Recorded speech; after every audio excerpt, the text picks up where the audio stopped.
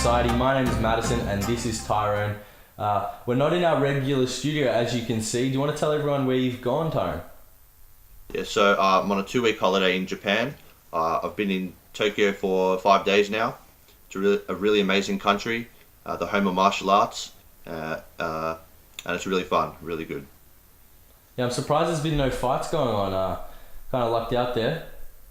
Yeah, so we know Japan has Ryzen Fighting Federation, but unfortunately there's no cards scheduled while I'm here, so which is unfortunate, but still having fun, still good.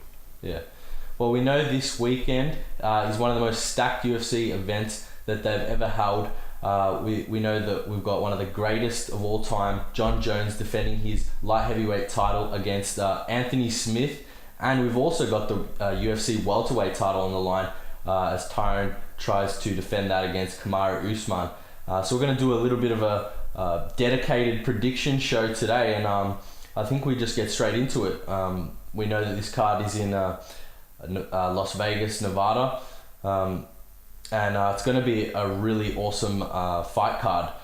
It's at the T-Mobile Arena, and first up we got Jon Jones versus Anthony Smith. So originally we thought that Jon Jones was going to be a clear winner here, and that's the consensus going into this fight, that Jon Jones is definitely going to win this fight.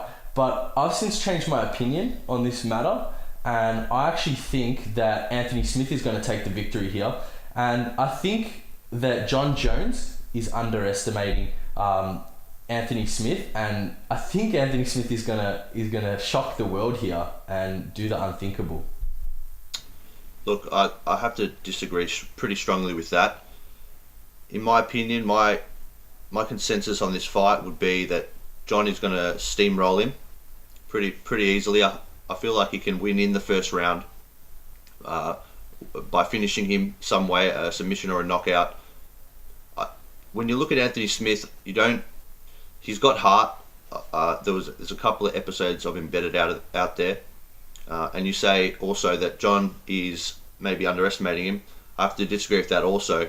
Jon takes every opponent very seriously, and including Anthony Smith, because Jon, more than anybody, knows that anybody can put his lights out, and Anthony Smith does have the heart to make that happen. But in this case, I feel like there's such a big skill gap between Anthony Smith and Jon Jones that even though Anthony Smith claims that he's going to get in his face and bring the fight to Jon, it's not going to be enough to be able to get a victory. Jon can win in multiple ways. He can take the fight down, grind him on the ground, submit him, knock him out. He's just got too many weapons, and Anthony Smith really only has a couple of weapons, and it's nothing Jon's never seen before. Look, you're definitely right in some aspects there, but when you look at Jon Jones' demeanor, and he says in his press conference, "I'm taking Anthony Smith seriously. I'm definitely taking him seriously." I don't see the same thing. I think it's a subconscious thing. I think Jon Jones knows deep down that this guy, he's so much better than him, or he thinks that he's so much better than him, that it's a subconscious thing in your training, that you know deep down that you're not going to take it as seriously because of he thinks that he's so much weaker. But in reality, I think that Anthony Smith has a chance here, and I think that the odds makers have it wrong. I think Anthony Smith is going to catch him. He's around about the same size as him, and I reckon that Jon Jones has had trouble in his career with guys the same size as him. Obviously, we saw Gustafsson got mauled, but I reckon this time around, Anthony Smith gets the W. Yeah, it's a good point, but I have to go back to what I said previously, is that Anthony Smith's coming with he's not coming with anything new, and I believe the only way to beat Jon, if that is even possible, is to come with something that he's never seen before, and we saw that in his previous fights where he's had trouble, fights including DC and the first fight with Gustafsson.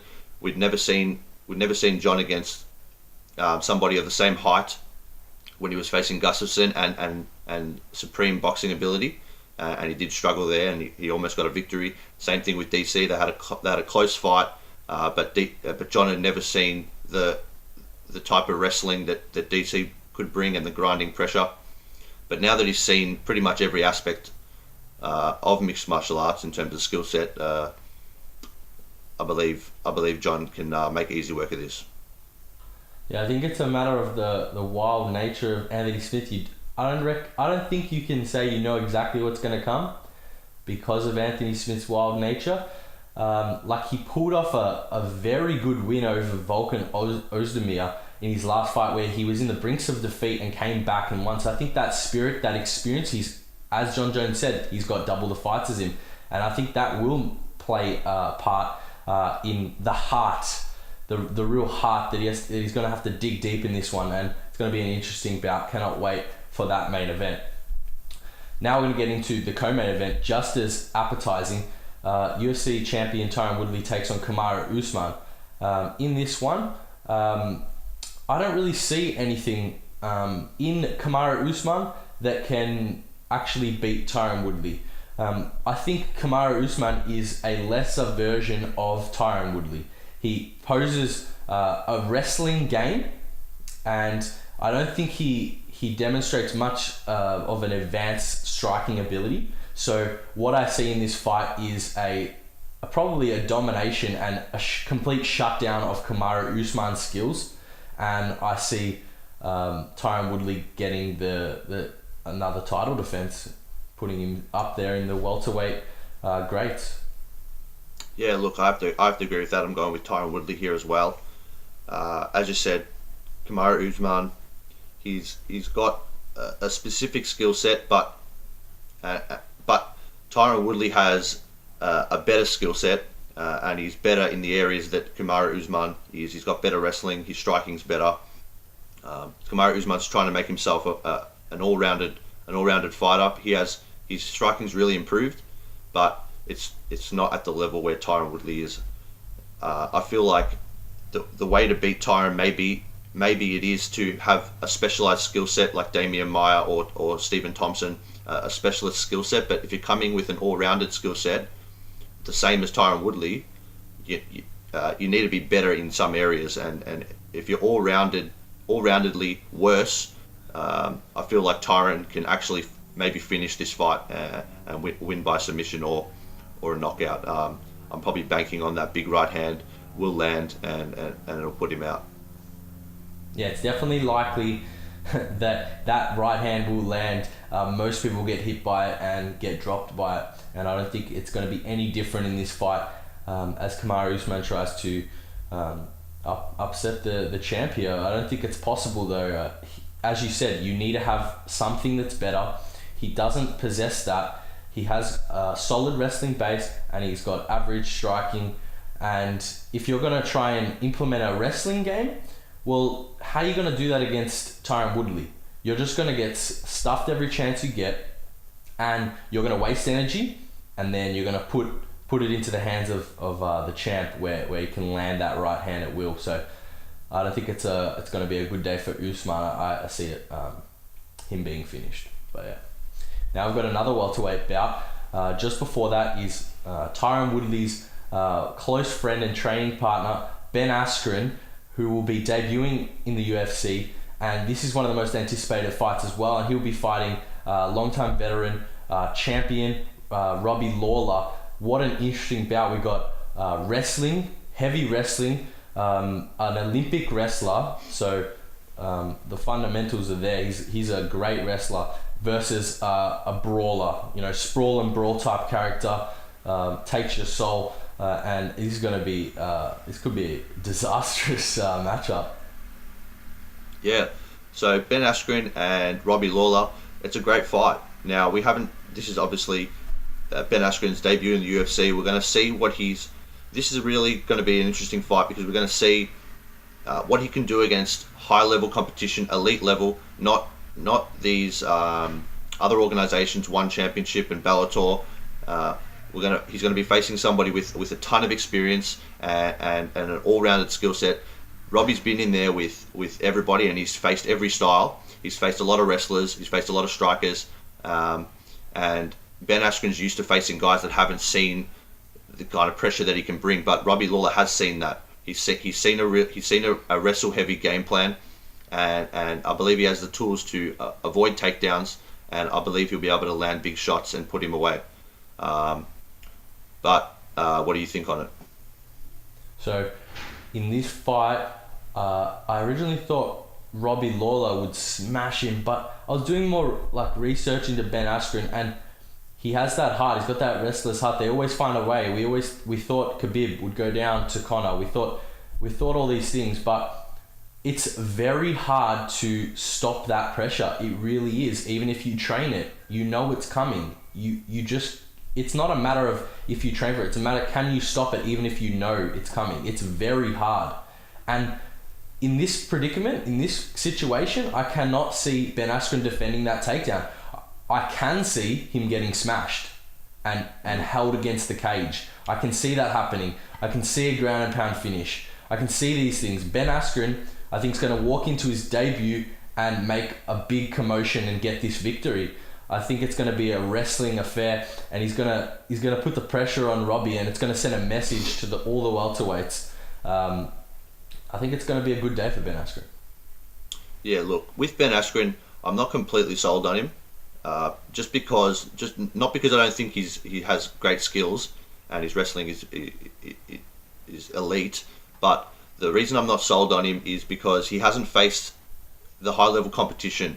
Like you say, you mentioned Khabib, but Khabib, we know he can do that because he's done that to everybody in the UFC. Now, Ben hasn't faced the type of competition that Khabib has, so him coming into the UFC, if he can get a victory here against Robbie Lawler, then I'll be definitely sold on him.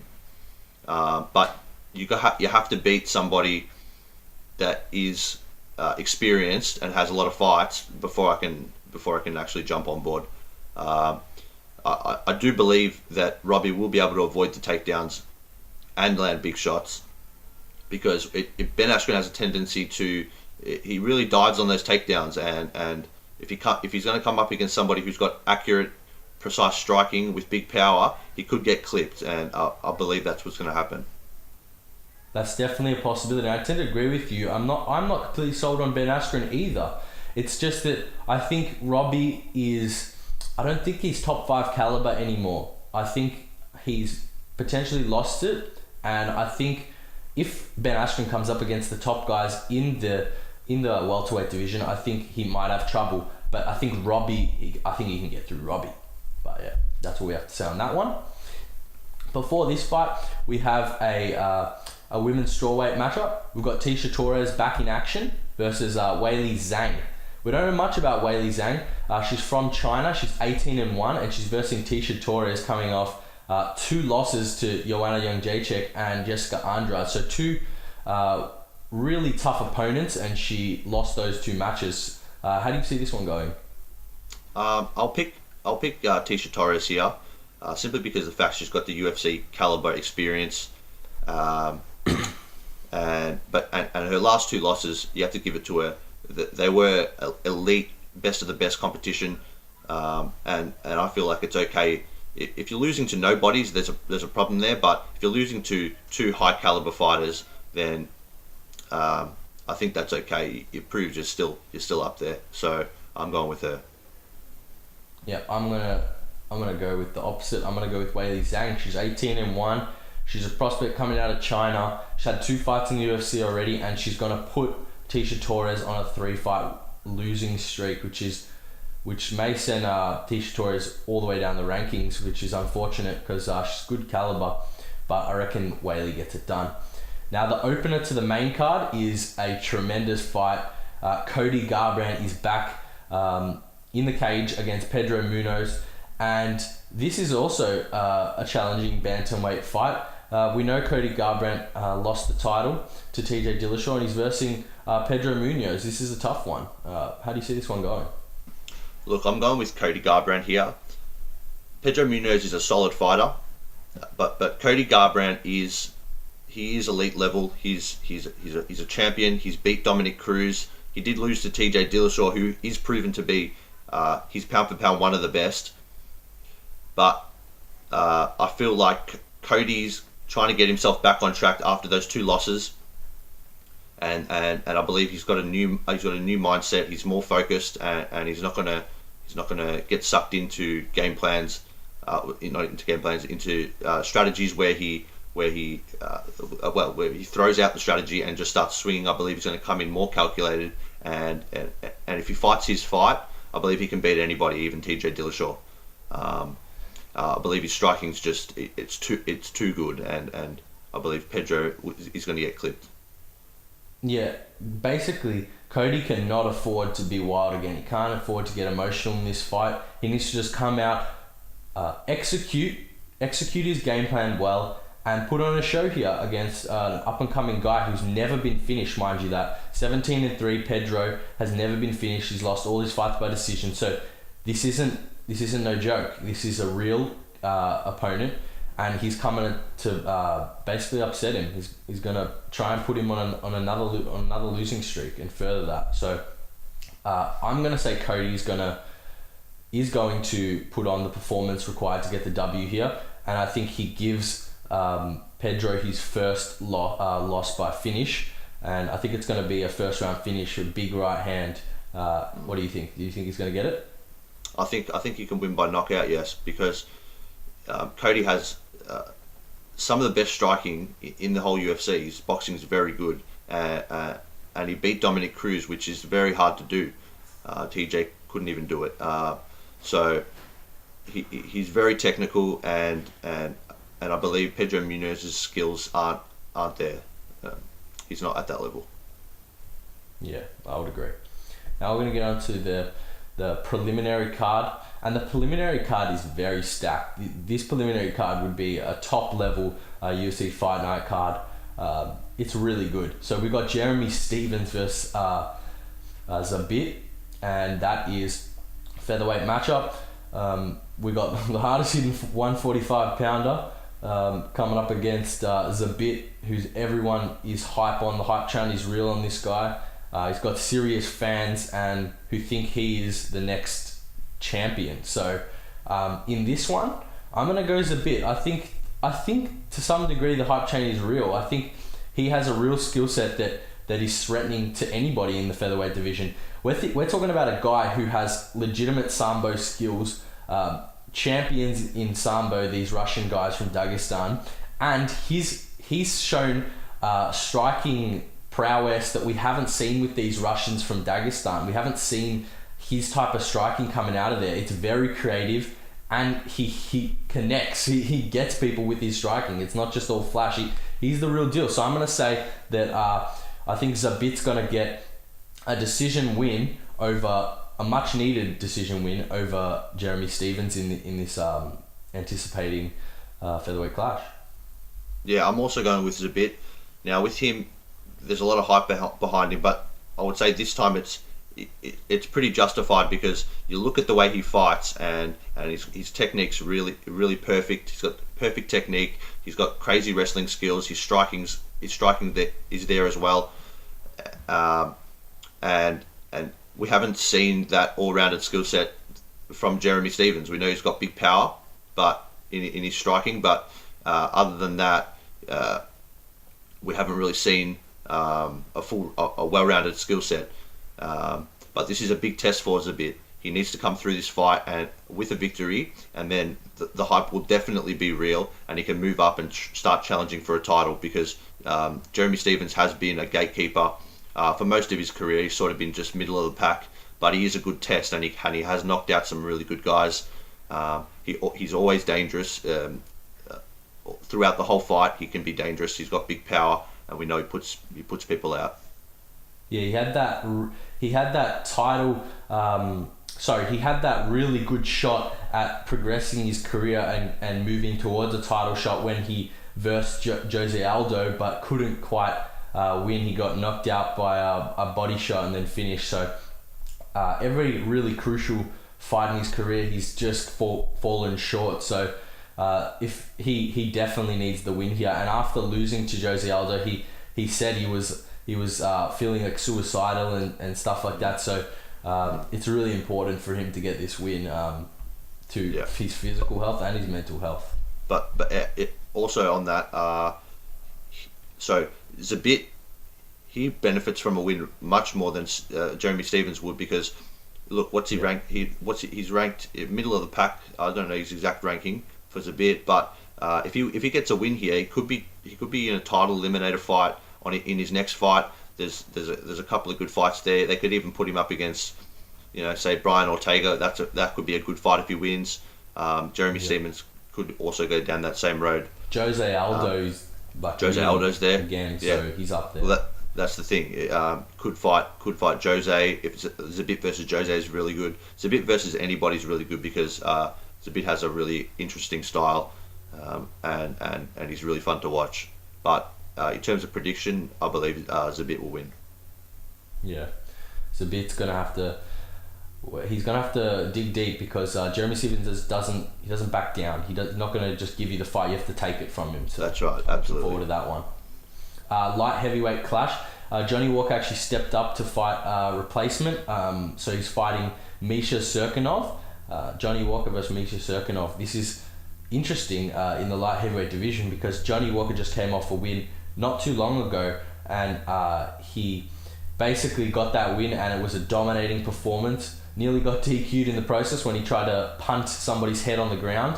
So that was interesting. But Johnny Walker is a real threat in this light heavyweight division. If he gets through Misha Serkinov, who's he's in the middle of the pack at the light heavyweight division. So if he gets past this, he's moving his way up in the light heavyweight division quickly. As we've talked about before, it's quick. He's fighting very, very frequently to where he can start campaigning for the next title shot. We know Thiago Santos just won this past weekend against Jan Blachowicz, and so there's a lot of title contention going on here if he can get a W. So I'm gonna predict Johnny Walker by another finish, because he's known for that. He's getting these finish victories. Yeah, I'm gonna agree with that. I'm going with Johnny Walker. I just believe he's got a lot of momentum behind him, and he's winning in style. He's ferocious, and he's just got the momentum behind him. That's why I think he's gonna win. Yeah. And he's got a funny name. Well, that's right. The fight before that, we got bantamweight prospect. We got Cody Starman versus Alejandro Perez. These two actually have pretty decent records. We've got Cody Starman 17-1 versus 21-6 Alejandro Perez. So this is another bantamweight clash that is going to put these two up, whoever wins here. And I'm predicting Cody Starman. He hasn't lost very many times, only once in his career. I think he takes the win here. Yeah, look, I don't really know too much about these fighters. I know Cody. He's a bit more established. And had more fights in the UFC, so just for that fact alone, I'm going to go with him. Yeah, this is definitely an interesting bantamweight clash. These two are exciting fighters, and I'm looking forward to that one. The opener to the prelim card, we've got a veteran versus a young guy. We've got Diego Sanchez is back in action. It's always good to see Diego back, even though he's starting to slur his words these days. But versing the young jiu-jitsu man, Mickey Gall. This is pretty cool to see. Yeah, I'm going with Diego Sanchez here. Obviously, we know he's a veteran. He's very experienced, and Mickey Gall is not that experienced. He was very hyped coming into the UFC with fights with CM Punk, but after that, his performances were average. And I think the difference in this fight is the experience, which Diego Sanchez has much more of, and I'm gonna go with him for that fact. I really didn't think you'd pick Diego Sanchez here against the young man. I'm actually picking Mickey Gall here. I think Mickey Gall's pretty good. I reckon he's improved in his career. For some reason he's been taking these like nothing fights. I'm not sure why he does that. He's taken like Sage Northcutt's, like he's taking like names, CM Punk's, like for some reason instead of trying to progress his career. Yeah. I'm not sure why he's doing that. I think he would be better off just trying to actually fight really good caliber opponents. But I do see him beating Diego Sanchez. We can't beat this guy's old, right? This guy's pretty old. If he can't beat Diego Sanchez, it's not looking good for you. So I believe Mickey Gall will get this by submission, take it to the ground, and make some work of him. The thing is, you say he should be able to beat Diego Sanchez, but if you look at it, I think Mickey Gall's had 6 fights. He's not anywhere near. He's not anywhere near the level where he should be fighting these guys. He really should be fighting guys who are nothing, like bottom of the pack guys, to get his record up and get experience. Because I think this is going to be a situation where the more experienced guy just wins because he's just way more experienced, and Mickey Gall hasn't seen what he can bring. I think this is too soon for Mickey Gall, and the fact that he's taking these high profile fights, people expect him to be better than he really is, and I think he'll get exposed this time. Yeah, he doesn't really fight very often. If you actually look at his record, he's fighting like once a year since 2016, which is very weird for a young guy who wants to like make a name for himself. He's 27 now. Came in three years ago as a 24-year-old, and he's only had 3 fights since then. It's not very good. Should be fighting more. But the thing is, he's trying. I think he should win. The thing is, Mickey Gall's trying to survive on his name, and people aren't used to seeing a guy who's that inexperienced be really in the spotlight. These fighters come into the spotlight once they've had maybe 10 fights or 15 fights, then they come into the spotlight. But and we know them to be pretty good. But Mickey Gall's, he had 3 fights and then he was in the spotlight. Like, we don't see that in the UFC where a guy with so little experience is in the spotlight so much. And I think subconsciously people expect, because he's so out there and people know about him, they expect him to be better than he is. And I think I think taking that CM Punk fight originally was a big mistake for him. You think so? It was a mistake? I think it was a mistake because he's put himself in this spotlight where it's added pressure and people expect him to really perform, because they're not used to seeing it. Think that this guy should be pretty good. And when you're talking 6 fights, he's had 6 fights, and Diego Sanchez has had how many? He's had over 30 fights probably. That's a big skill gap, and for somebody with 6 fights to... He's also taken the most punches, significant strikes ever in UFC history. I did not know that, but Mickey Gall's not known for his striking, but we'll see. Yeah, that's interesting. We've got young versus old there. That's all the fights that we have to predict. That's an amazing card. Do you think that this card is going to live up to its hype? I think so.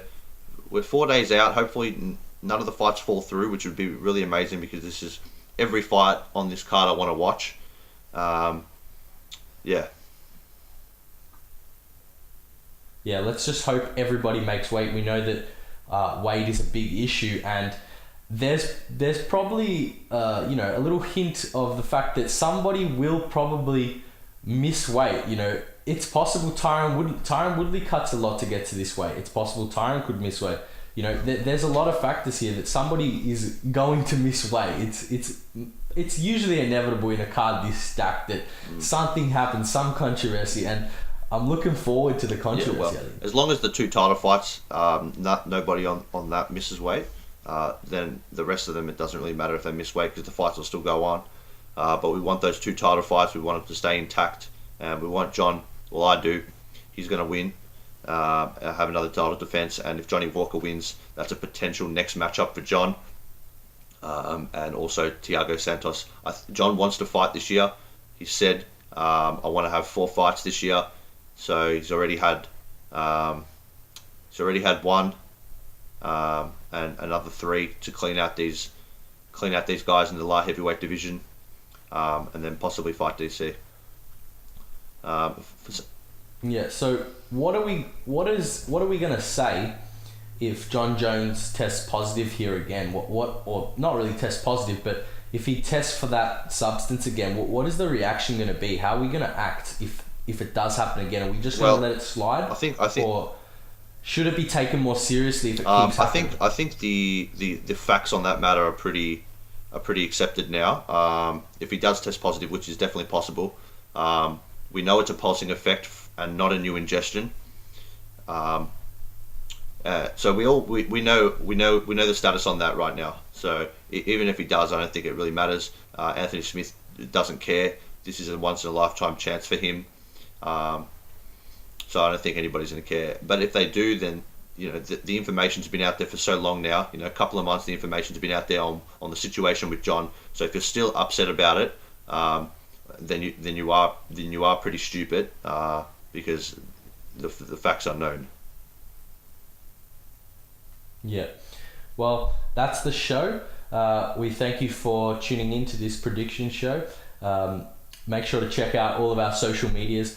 We'll be posted active this week with all the UFC 235 commotion, gossip, all of the information, the news, the facts, everything. Go like our Facebook page and follow at CombatSociety AUS. Go follow all of that, and Twitter at CombatSociety AU. Leave a like, check the notification bell so you don't miss any of the coverage. That will be all for now. See you later.